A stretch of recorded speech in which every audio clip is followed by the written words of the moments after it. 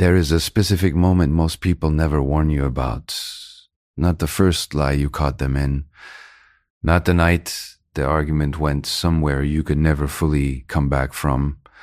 Not even the morning you woke up and realized the person sleeping beside you had become a stranger wearing a familiar face. The moment nobody warns you about is quieter than all of those. It arrives not with a bang, but with a stillness. It is the moment something inside you finally irrevocably stops. No announcement, no dramatic declaration, just a silent internal door closing with a soft, definitive click. And the most dangerous thing you will ever do in that relationship is let them feel it, because they will. You do not have to say a word. You do not have to pack a bag or change your number or deliver a speech you have rehearsed in the shower for 6 months. The moment your inner world detaches, they know. Something shifts in the atmosphere between you. The air in the room changes the way air changes before a storm, heavy and electric and charged with something neither of you is willing to name out loud. You might be sitting at the same table you have sat at 1,000 times. You might be passing them a cup of coffee, the way you always do, handling the ordinary machinery of a shared life. But something in the way you hand them that cup is different. Something in the absence behind your eyes tells them everything they need to know. And that is when it begins, not the relationship, the war. What follows that silent moment is not what most people expect. They expect relief. They have been told that walking away is the hard part, that once you make the decision, everything gets easier. What they are not told is that the decision itself, that quiet closing of the door, is often the moment the narcissist stops performing and starts hunting. Because you were never just a partner to them. You were a source. You were the invisible thread keeping their fragile, constructed reality from unraveling. And now that thread has gone slack. They can feel the tension disappearing and the panic that rises in them in response to your stillness. It's unlike anything you have ever triggered in them before. It is primal, it is desperate, and it is far more dangerous than their anger ever was. To understand what is actually happening beneath the surface of their behavior, you have to understand what you represented to them from the very beginning. Carl Jung, the Swiss psychiatrist whose work on the human shadow and the structure of the psyche remains the most precise map of this kind of dynamic, described the human being as a system of psychic energy. When two people form a bond, an invisible, energetic bridge forms between them. In a healthy relationship, that energy flows in both directions. Each person gives and receives. Each person is nourished by the connection. But in a relationship with a narcissist, that flow was never bidirectional. It moved in one directionally, from you to them, always from you to them. The narcissist, cut off from their own internal source of worth by a fragmented sense of self-developed in early psychological wounding, cannot generate their own sense of reality independently. They require a constant external reflection to confirm they exist, to confirm they matter, to confirm the performance of the person they have constructed is convincing enough to be believed. You are that reflection.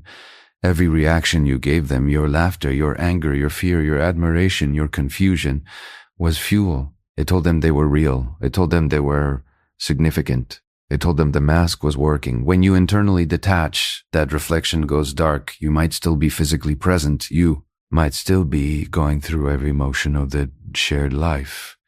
But the emotional current has been cut. And to the narcissist who has no internal compass of their own, the loss of your reflection is not experienced as heartbreak. The way a healthy person would experience it, it is experienced as annihilation. The closest approximation is not the pain of losing someone you love. It is the terror of ceasing to exist. Their sense of self was housed inside your reactions. When those reactions go quiet, they lose the only mirror they had. They are left standing in a room with no reflective surface, unable to see themselves at all. This is what drives everything that comes next. Every move they make from this point forward, however confusing, however contradictory, however seemingly irrational, is rooted in this single terror. They are not trying to win you back because they love you. They are trying to restart the mirror because without it, they are dissolving. And a dissolving person will do anything absolutely anything to feel solid again. The first time that they have detected your internal shift is a change in their attention. It becomes predatory where it was once possessive. You might notice them watching you in a way that feels different, not the watching of someone who loves you, the watching of someone who is trying to read a language they no longer understand. They begin scanning for micro-expressions, searching your face for the familiar flicker of annoyance, or longing or adoration that tells them they still live inside your thoughts. They begin asking questions with a casualness that does not match the intensity underneath. A simple, "What are you thinking?" delivered across the dinner table lands in the air like an interrogation. It is not curiosity, it is a sonar ping. They are sending a signal into the dark and waiting for an echo. When the echo does not come back the way it used to, when your answer is flat and genuine and reveals nothing of the storm they are hoping to find, the atmosphere thickens. The temperature in the room drops several degrees for reasons neither of you could explain to a stranger. Then come the small provocations. A backhanded comment delivered with a smile, a promise casually broken, a boundary you recently and clearly set, violated with a smirk rather than an argument. These are not random. They are calibrated tests. They are poking the perimeter of your new internal walls, looking for the crack that will let the old dynamic back in. They are hoping for your anger because your anger, however painful for you, is a confirmation of life. Your anger means you still care enough to feel. Your anger means they still exist in your emotional world. They would rather be your villain than be invisible to you. They would rather make you cry than watch you walk past them with the serene indifference of someone who has mentally already left the building. When the provocations fail, when you meet their tests with what practitioners call the gray rock response, flat, unremarkable, emotionally unengaging, something changes in them that goes beyond frustration. The passive feeding is over. They have spent this entire relationship absorbing your energy at a low, steady frequency, the way a parasite feeds without the host even noticing. Now the host is awake. The host has changed the chemistry of the blood, and the parasite, for the first time, is truly hungry. This hunger does not make them less dangerous. It makes them exponentially more dangerous, because a fed predator is lazy. It is the starving predator that is capable of anything.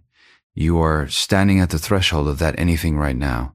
What you need to understand before you take another step, before you make another move, before you decide how to handle the days that are coming, is this: the silence you have found inside yourself.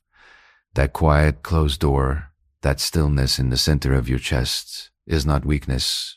It is not cruelty. It is not giving up. It is the most psychologically significant act of self-preservation a human being can perform. It is the withdrawal of consent, the withdrawal of the energetic contract that was never agreed to, consciously never signed with full knowledge of what it would cost you.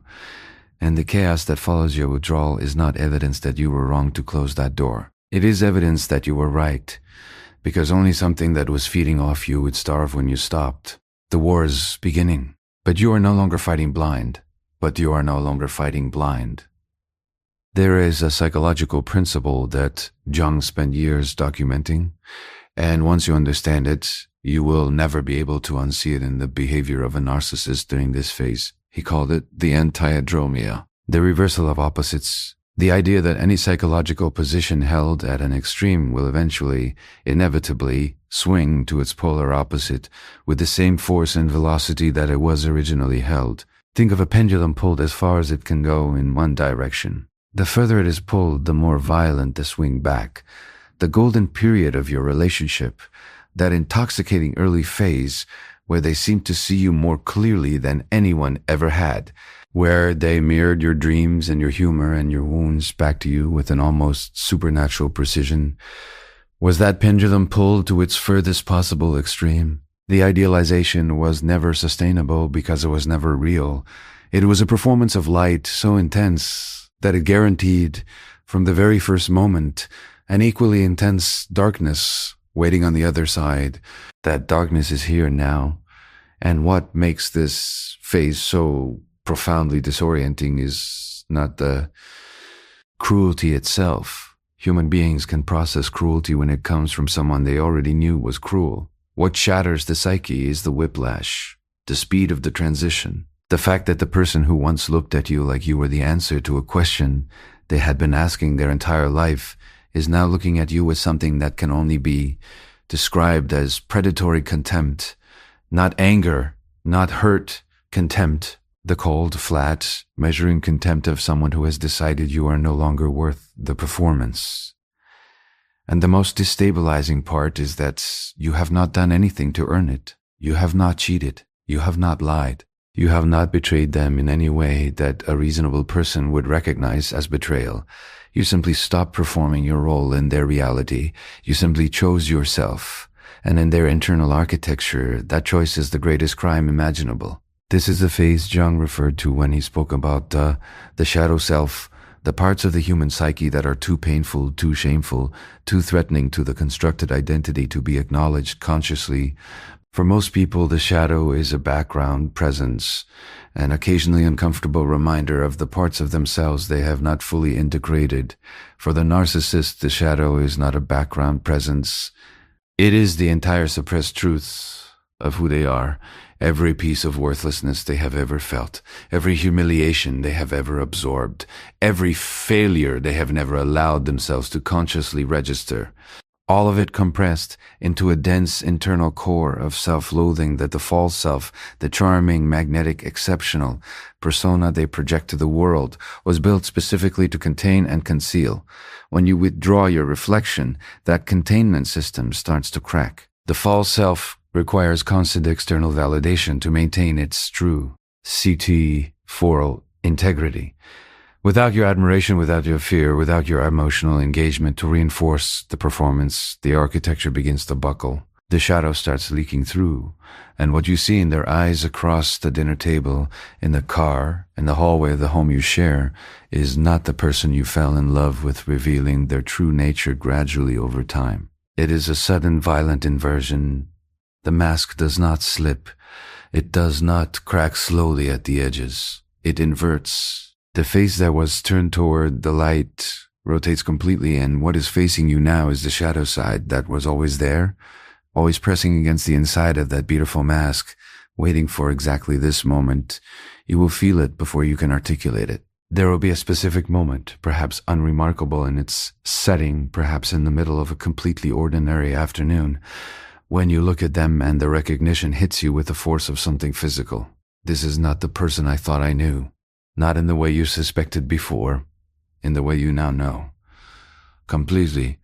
Finally, without the buffer of hope distorting your vision, their eyes will hold something you have never quite seen directed at you before, or perhaps you have seen flashes of it and talked yourself out of acknowledging it. A cold, calculating stillness. Not anger, which at least contains heat.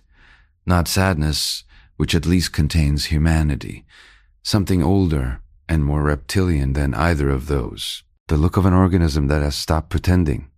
This is the devaluation phase in its purest and most advanced form, and it operates on two levels simultaneously. The first is external. The way they speak to you changes in texture. The tone that was once warm, even in conflict, takes on a sharp clinical edge. Observations that were once delivered as teasing become delivered as verdicts. Backhanded compliment evolves into the surgical strike. They begin targeting not your general insecurities, but the specific, precise, intimate vulnerabilities you confided in them during the trust-building phase of the relationship. The wounds you showed them in private, the fears you whispered in the dark, believing you were safe, become the coordinates they aim at. They know exactly where you are softest. They put that map together during the idealization phase when you believed their interest in your pain was empathy. It was reconnaissance. The second level is internal, and it is in many ways more damaging than anything they say out loud, because alongside the external devaluation, they begin rewriting history. The shared memories that were once the sacred architecture of your connection are quietly, methodically being revised. Stories you told together begin to change in the retelling. Your contributions to good moments are edited out. Your role in difficult moments is amplified and distorted. Conversations you remember clearly are denied with a confidence so absolute it makes you doubt your own memory. This is gaslighting, but in this phase it takes on a different quality than it had before. Earlier in the relationship, the gaslighting was about confusion. It was designed to keep you off balance, uncertain, slightly dependent on their version of reality as a corrective to your own. Now, the gaslighting is not about confusion. It is about domination. It is about establishing as a matter of public and private record that their version of events is the only version that counts. You are being erased from the narrative of your own life. The psychological mechanism driving this rewrite is something called splitting. It is a concept well documented in object relations theory, and it describes the inability to hold a nuanced, integrated view of another human being. To hold someone as both good and flawed simultaneously requires a level of psychological maturity that the narcissist's developmental wounding never allowed them to achieve. For them, people exist in one of two categories only, all good or all bad, the savior or the demon, the one who validates the false self or the one who threatens it. During the idealization phase, you were placed in the all-good category so completely and so absolutely that it should have been a warning. Nobody is that perfect in another person's eyes without something being wrong, but the warmth felt real and you were grateful to be seen. Now, with equal absolutism, you have been relocated to the all-bad category, and the relocation is total. There is no nuance available to them. No acknowledgement of the complexity of two human beings who shared years of genuine moments alongside genuine damage.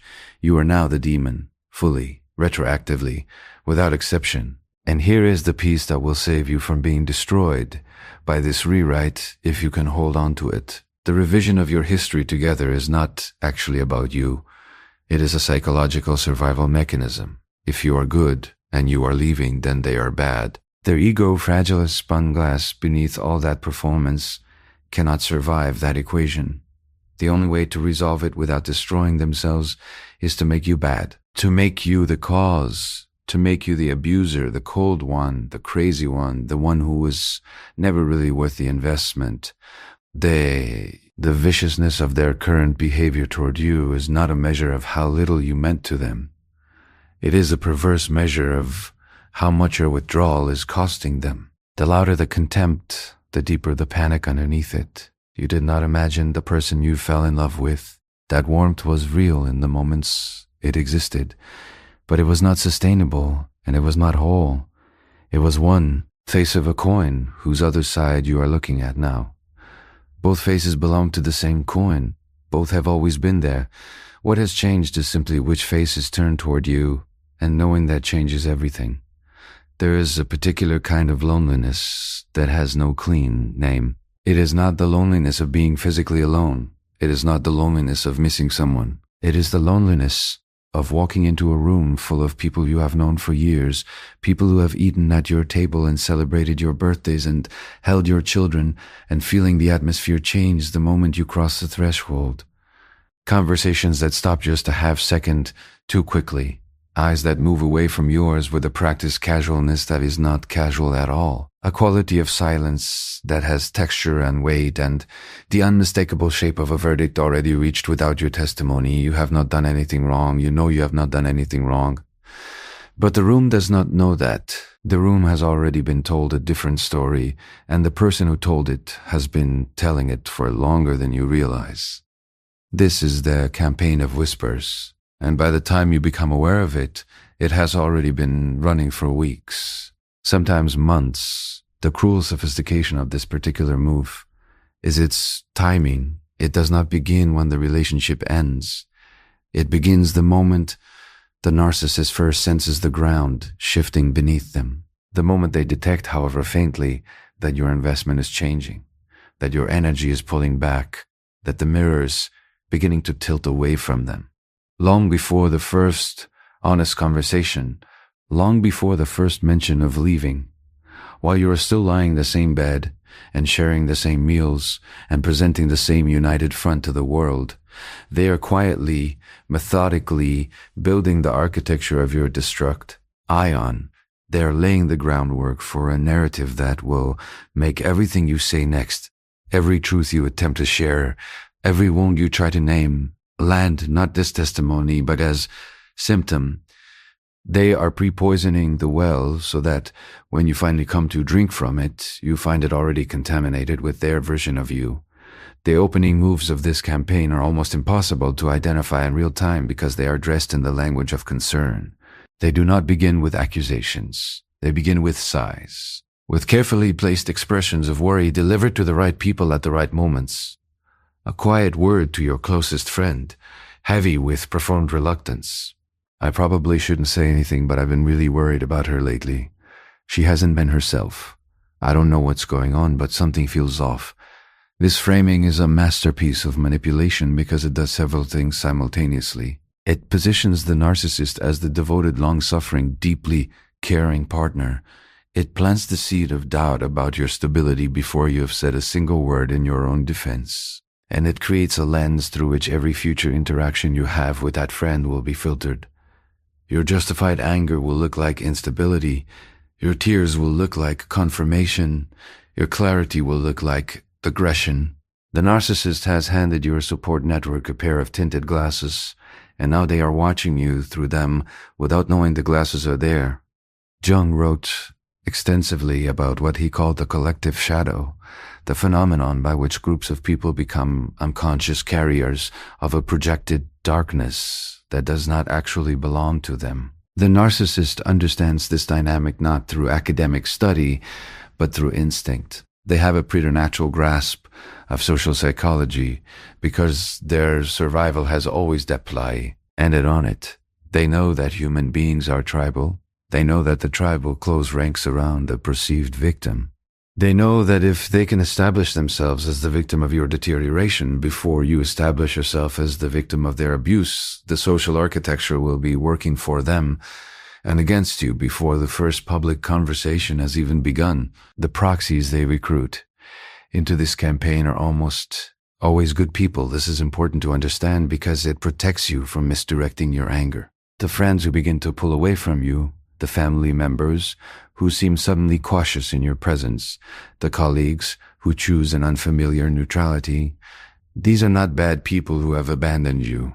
They are good people who have been expertly manipulated by someone they have no reason to distrust. The narcissist chose them specifically because of their goodness. A cynical person would ask questions. A good person will accept the framing of a concerned partner at face value because a good person projects their own sincerity onto others. The narcissist knows this. They have always known this. They use that same quality of goodness to get close to you. What these proxies are now doing without any awareness that they are doing it is called triangulation. They are being positioned between you and the narcissist as both messengers and monitors. When you reach out to them for support, they unconsciously report back, not through any deliberate act of betrayal, but through the natural human tendency to try to mediate, to check in with both sides, to say, I talked to her. She seems really upset, in a way that keeps the narcissist informed of your emotional state, your plans, and the cracks in your resolve. Your own support network becomes an unwitting intelligence operation run by the person causing your pain. You reach for help, and instead of finding solid ground, you find a surface that quietly tips your weight back in the direction you are trying to leave. The isolation this creates is not incidental. It is the point, because the narcissist knows, with an accuracy that should terrify you, that your greatest weapon against them is your testimony. You have been inside the relationship. You have seen behind the curtain. You know the gap between the public performance and the private reality. You know the things that were said in the dark that would shatter the carefully maintained image if they were ever spoken in the light. You are the one witness whose account, if believed, could expose everything. The smear campaign is not revenge. It is evidence suppression. It is a preemptive legal strategy dressed in the language of concern. By the time you speak your truth, they have already filed the motion to have you declared an unreliable narrator. You will feel the effects of this in your body before your mind fully processes what is happening. There will be a new quality of exhaustion that arrives not from the conflict itself, but from the invisible labor of existing in a social environment that has been subtly turned against you. the effort of walking into rooms and reading atmospheres, the energy spent in trying to figure out who knows what and how much and through whose mouth it arrived, the particular grinding fatigue of watching people you love look at you with a caution that was not there 6 months ago, and knowing that caution was installed by someone else. You begin to edit yourself in social situations. You begin to measure your words and moderate your reactions, and perform a version of yourself that is calm and reasonable and carefully contained, because you know, on some level you cannot fully articulate that you are being watched for evidence. And here is where the trap closes with ribble elegance. The very act of managing yourself so carefully, of containing your justified emotion, of performing equilibrium you do not feel, creates a kind of internal pressure that builds without release. And the narcissist who engineered this pressure deliberately is simply waiting for the moment it exceeds your capacity to contain it.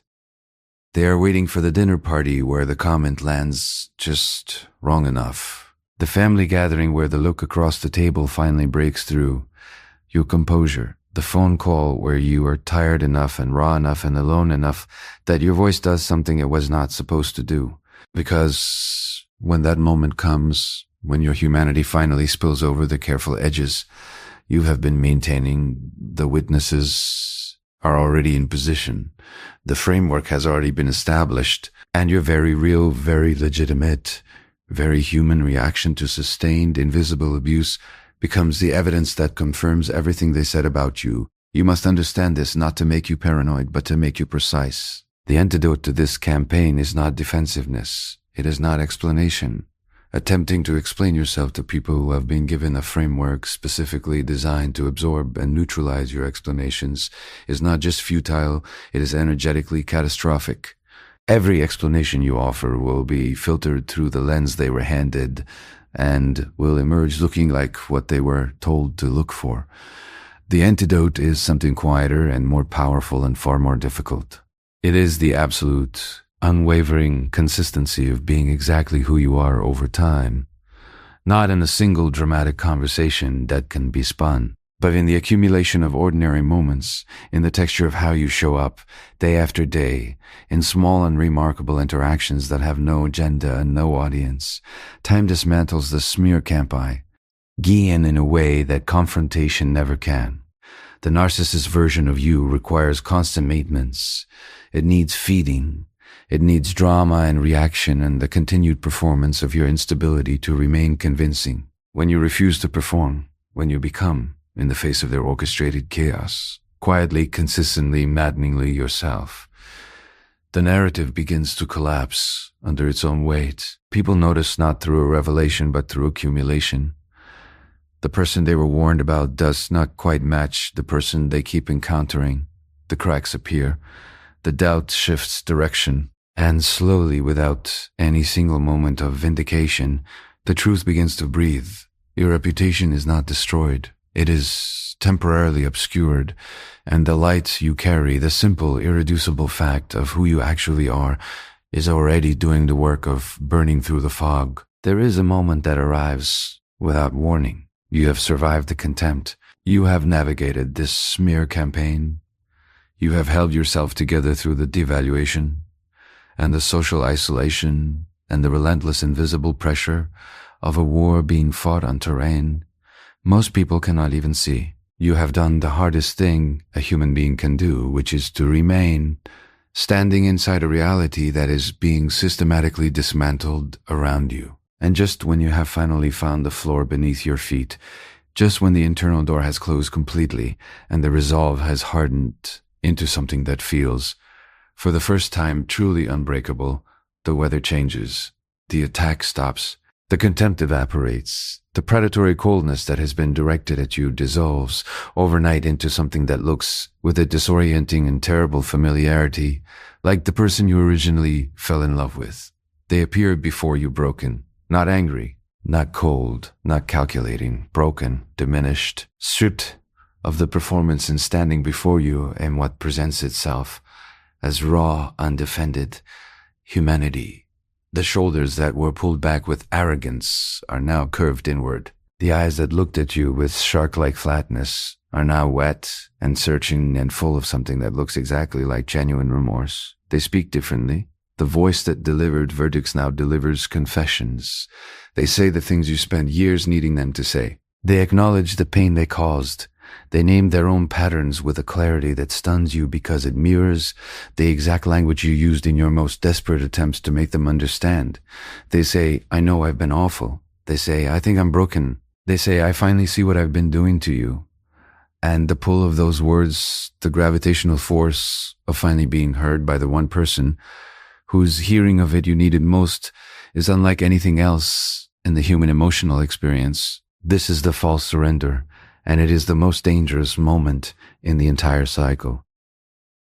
Jung warned us that the greatest threats to the developing soul rarely arrive in forms we can recognize as threats.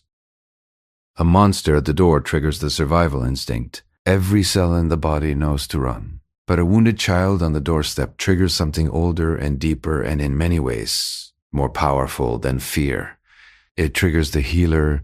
It triggers the part of you that chose this person in the first place, the part that saw beneath the surface of their performance to the frightened, wounded human being underneath and decided that love meant staying. That love meant trying. That love meant being the person who did not abandon them the way they had been abandoned before. They know this about you. They have always known this about you. They mapped this terrain during the idealization phase with the precision of a cartographer. Understood that one day they would need to navigate it in the dark, and now in the dark they are navigating it perfectly. The architecture of this move rests on a profound understanding of the empath's specific psychological vulnerability. Jung described what he called the wounded healer archetype, a pattern common in people who are drawn to caretaking roles, where the drive to heal others is connected at a deep unconscious level to unresolved wounds within themselves. Empaths do not simply feel compassion for suffering. They feel a sense of purpose in response to it. Suffering, particularly suffering that appears to need them specifically, activates not just their sympathy but their identity. When the narcissist shifts into the role of the broken, helpless, eternally wounded child, they are not just asking for your compassion, they are activating your reason for being. They are making themselves the answer to the question your entire emotional life has been organized around. And that is not a manipulation you can defeat with logic alone, because it does not enter through the logical door. It enters through the oldest and most fundamental room in the house of who you are. The tears, when they come, look real, because in the moment they are being cried, they are real. This is the piece that trips people up, the assumption that performance cannot coexist with genuine emotion. The narcissist is not manufacturing tears from nothing. They are crying from a real place, but the real place is not where you think it is. They are not crying for your pain. They are not crying for the years of damage. They are not crying from genuine remorse in the way that remorse requires a full reckoning with the impact of your actions on another human being. They are crying for themselves, for the loss of control, for the terrifying proximity of their own emptiness now that the buffer of joy, our energy, has been removed, for the unbearable experience of beginning to dissolve without a mirror to confirm their existence. The emotion is genuine, the source is not what it appears to be. And the distinction matters enormously because real remorse leads to changed behavior over time, while narcissistic grief leads only to the restoration of the original dynamic the moment the immediate threat, your departure, has been neutralized. Watch what happens to the tears the moment you soften. Watch how quickly the vulnerability firms back up into the familiar architecture of control the instant you signal that the door is opening. If the transformation were real, your compassion would deepen it. A genuinely healing person becomes more open, more honest, more engaged when met with understanding. The narcissist becomes more comfortable, more entitled, more themselves. The therapy they promise becomes unnecessary now that things are better between you. The patterns they name so precisely begin to quietly reassert themselves within days or weeks, wrapped now in the additional layer of your guilt about having considered leaving someone who was, as they remind you in 100 subtle ways, clearly trying so hard. But before the transformation reveals itself as tactical retreat rather than genuine change, there is a window, sometimes days, sometimes weeks, where the performance is sustained with enough consistency to make you genuinely uncertain.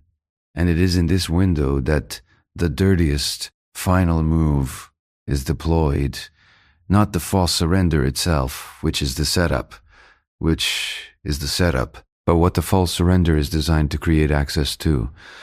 Because while you're open, while your defenses are lowered by compassion and the intoxicating possibility of the relationship you always believed this could be, they are not healing. They are studying. They are mapping the new architecture of your bounda, Rees with the focused attention of someone who intends to dismantle it.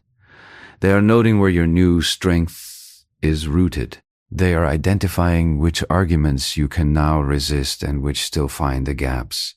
They are learning the upgraded version of your defenses so that the next campaign against them can be run with greater precision. And simultaneously, they are doing something even more sophisticated. They are beginning the process that psychologists call projective identification, the move that this entire build-up has been designed to make possible.